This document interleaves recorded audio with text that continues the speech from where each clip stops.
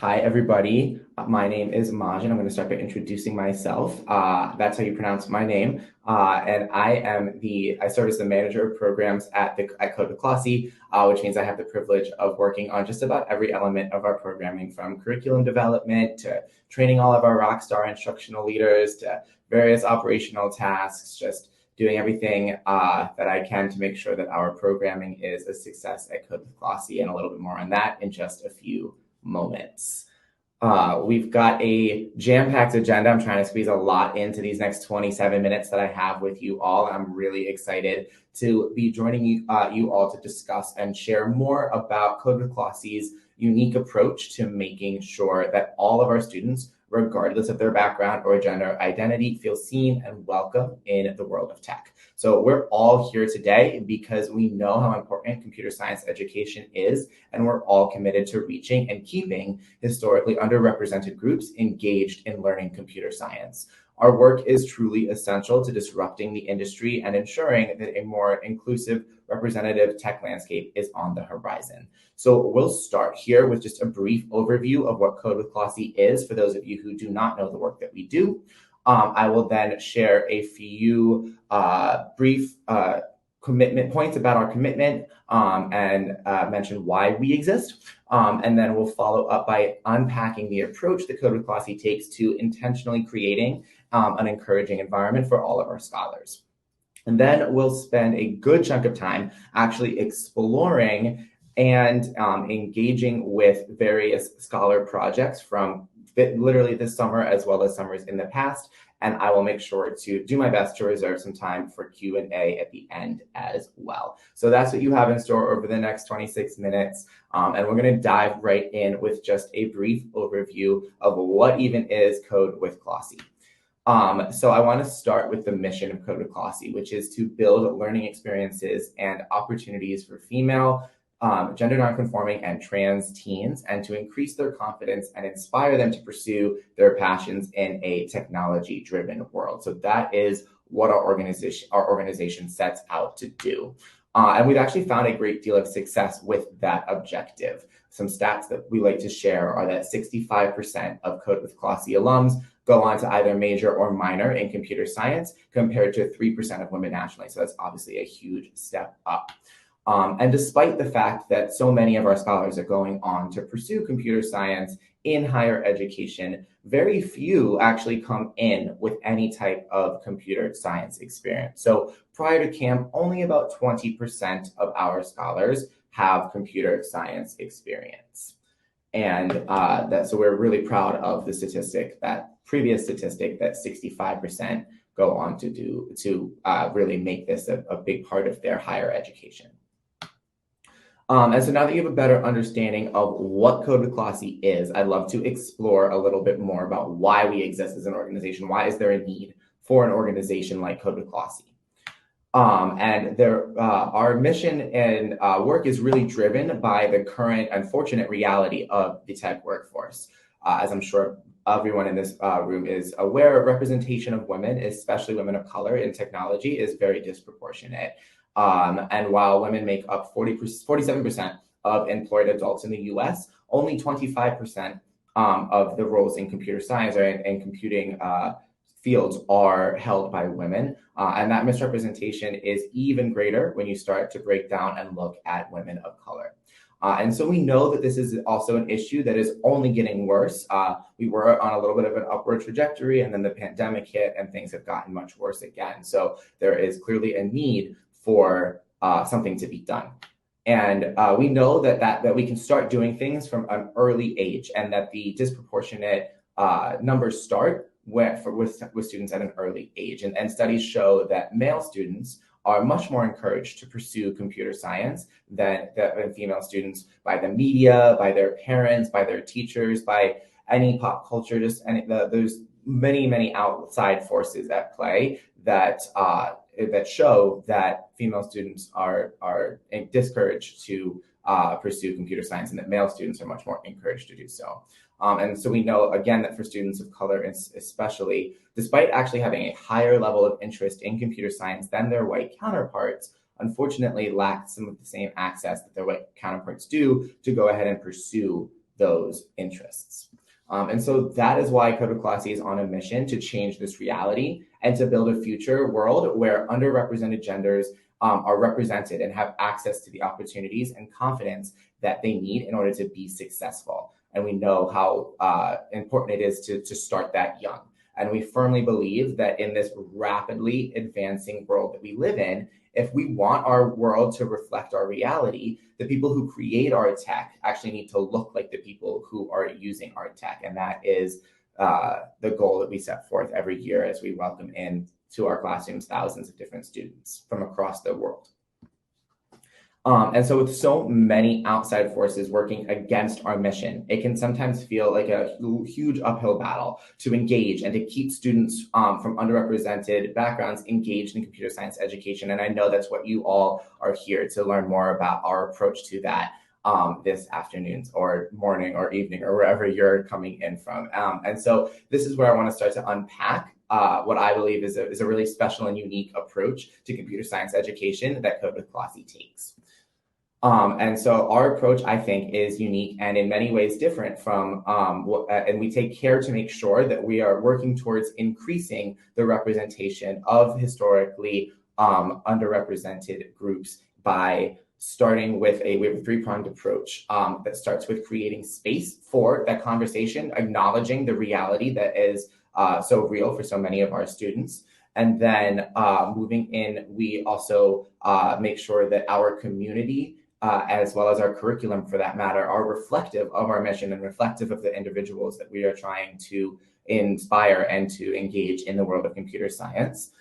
As well as one of the things that I think is really special, which is what we'll spend a bunch more time on in just a little bit, is our open-ended approach to allowing our students to pursue what they're passionate about and not to have them come in and prescribe them to do any one thing. So that is the three-pronged approach. And now with that, we're going to go ahead and unpack each of these a little bit before I let you explore what some of our students have created as a result of this unique approach. So one of the key elements of Kode With Klossy is what we refer to as our Culture of Tech series. And year after year, many scholars report that their favorite part of camp is the Culture of Tech series. And in these conversations, we create a space for scholars to learn about and discuss the reality of the current tech landscape that is all too real for so many of them. And the gender gap in technology, as well as the impact that tech can have on specifically on marginalized groups. And we talk about that openly and candidly. We talk about how facial recognition software can result in discriminatory practices and what it's like to be a woman in a male-dominated industry. And we facilitate these discussions because, as I've now said many times, our scholars really are the future leaders in the tech world. And will be the ones at the forefront of ensuring that the industry is equitable and inclusive going forward.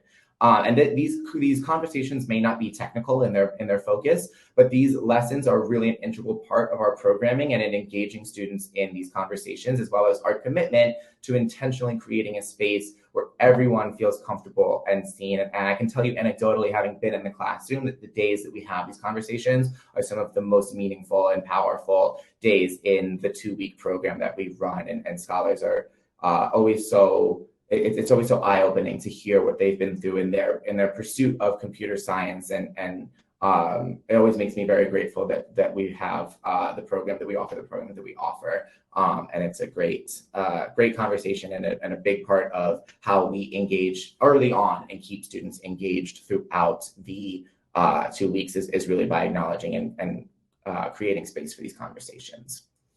Aside from explicitly unpacking those systemic forces that are at play, we also make sure that our scholars can see themselves represented in all facets of the experience. So we start that by making very intentional choices, like explicitly selecting which examples are used and highlighted throughout our curriculum. I joke that you're not going to see an example about Elon Musk anywhere in our curriculum, right? We are very intentionally picking examples that give scholars a view of themselves in the world of computer science. And we also work diligently and intentionally to recruit and hire instructors that look like our scholars and craft instructional teams that are reflective of the scholars that they're serving. And similarly, as a program that is completely free to all participants, we know that it is our obligation to make sure that we are welcoming scholars of all backgrounds. And we do this by making sure that we set yearly goals to increase the number of scholars who come from backgrounds that are historically underrepresented in tech, as well as working with organizations and local communities who serve those populations to help spread the word about computer science in general, but also specifically about computer science and how they can get involved in our programming. And then finally, and this is aside from making sure that our scholars, our curriculum, and our instructional staff are represented of the world of tech that we need to see in the future, another cornerstone of our program that I really credit with keeping everyone engaged from the start is the really open-ended nature of our scholar final projects. And I know personally from experience that oftentimes computer science curriculums prescribe a certain capstone project or have you going down a path with much more rigid parameters. Maybe it's a Minecraft themed computer science program. Maybe it's something that is has a very clear end goal in mind. And while those are great, I think a lot of times engagement drops off with stuff like that. And so we know that our scholars will be more engaged if they're able to pursue topics that they're actually passionate about and see that intersectionality between computer science and the topics that they're already really passionate about. And so with that in mind, our final project experience is intentionally very open-ended. And from the moment that students accept their placement in a Kode With Klossy camp, they're given an opportunity to, and encouraged, frankly, to pursue and share their passions. Before they've even spent a day in camp or a minute in camp, scholars submit a form to our team that, among other things, asks what topics they're interested in. And then this information is passed along to instructors who can group scholars according to their shared interests and allow them to pursue those interests collaboratively when creating their final projects. And so you can see a snapshot here of some of the different topics that our scholars have indicated they are passionate about, and the percent of scholars that are interested in each of those. And as you can clearly see, some of them are very computer science focused and others are not, but we'll see that they can really intersect with the computer science focus of our programming. And so with that, I'd really love to, I've been teasing it enough, give you all some time to explore some of these amazing final projects that Kode With Klossy scholars have created. And I've curated a collection of amazing projects on a Replit integration there. And I'll drop that link into the chat in just a second. But when I do, I want you to feel free to explore any of the projects in any order from any category. You'll see that it's broken up into categories. And we've got some guiding questions on the next screen to keep in mind as you explore. And I'd love to see those reflections sort of come in the chat at any point as you explore. There's not going to be a set time that I'm going to ask for reflections. So feel free to just drop in those reflections as you go. I also do want to make sure to leave some time for a more open-ended Q&A towards the end of this session. So we'll spend a little under 10 minutes exploring and then and reflecting, and then we'll come back together at the 55 mark on whatever clock you're looking at. And please, again, I really encourage you to drop all of those wonderings and reflections in the chat throughout the time that we are exploring all of these truly phenomenal final projects, which, by the way, all of which have been built in just under 2 weeks. We learn a lot and then students get right to work. And so here are some thinking jobs that you can keep in mind. Again, I'll drop these in the chat. But would really be curious to hear what you're noticing about the ways scholars are expressing themselves with their final projects, what more do you wonder about the final project process, and what similarities or differences are you noticing between the different projects across each of these different categories. And so hopefully the Replit is loading for you all. It is in the chat, but let me know if you're having trouble with that.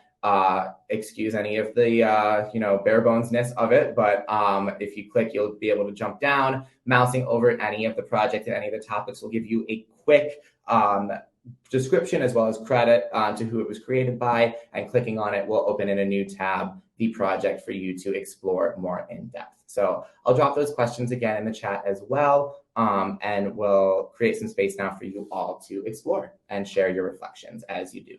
I know these projects are all amazing, and the good news is this Replit will live on forever, so you can refer to it anytime you need or want to. Make sure to bookmark or copy and paste the link somewhere. but I had a really hard time picking just 3 in each of these categories because they're all amazing projects. It's a great reflection, Amy. Yeah, it's really awesome to see how invested the scholars get in one another's projects as well. There's many opportunities for them to get feedback and to share their projects and their pitches and their ideas with one another throughout the 2-week experience that we offer. And it's always so cool to see how invested they get in. And I don't know if this was clear earlier, but they get to work in groups as well. So it's a really great way to allow them to come up together with their common interests and really create something unique and special. I know there's so many. I always learn so much too, Brittany, from all of the different projects. And I was just in a camp yesterday where I was learning literally history from scholars and things that I had no clue about. They're always so eye-opening. We've got just under 5 minutes until I want to open it up for some more general Q&A, but appreciating all of the reflections and the noticings and wonderings in the chat. Keep them coming. That's an excellent question about if the scholars are updating their work regularly. I do know that a lot of our scholars, one of the great things about working on Replit is that it's really easy for our scholars to be able to revisit their projects anytime that they want. And so I know for a fact that some scholars are continuing to update their projects well beyond camp.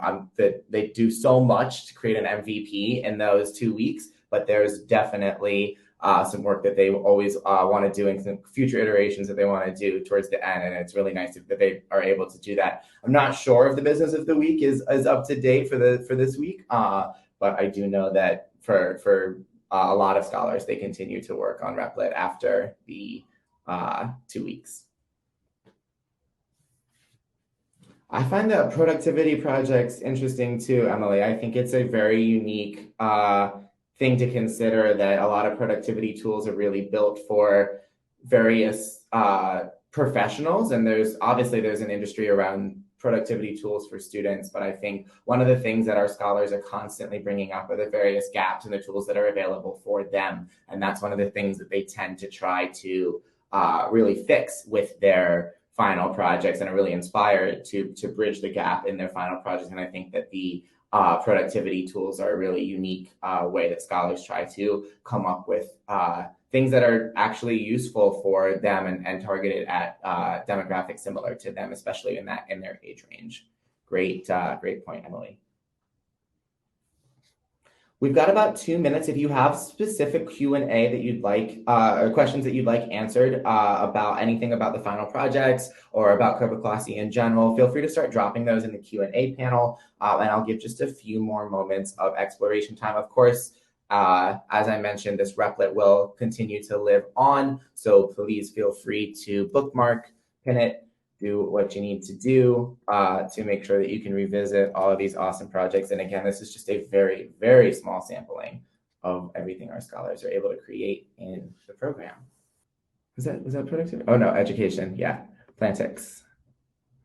I honestly haven't had the patience to watch the plant grow, but I know that the plant starts to grow from reading the description. And then there's always other resources that the scholars like to include as well. This one is really cute. I mean, they're all amazing, but this one is really cute. And it's so awesome how the scholars are able to create these sort of very conditional logic with their understanding of specifically JavaScript. All right, well, we are at the 55 mark on my clock. So again, I would love to create some space if folks have more specific questions that they'd like answered. And if not, we can continue exploring. Feel free to continue exploring, but I'm going to stop sharing my screen here and open it up more for Q&A. Let me try to move the questions over here.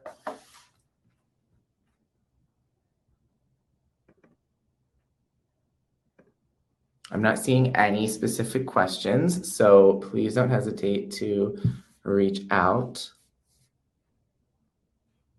Oh, thanks, Brittany. Yeah, you can click. I definitely would love to hear from folks as well.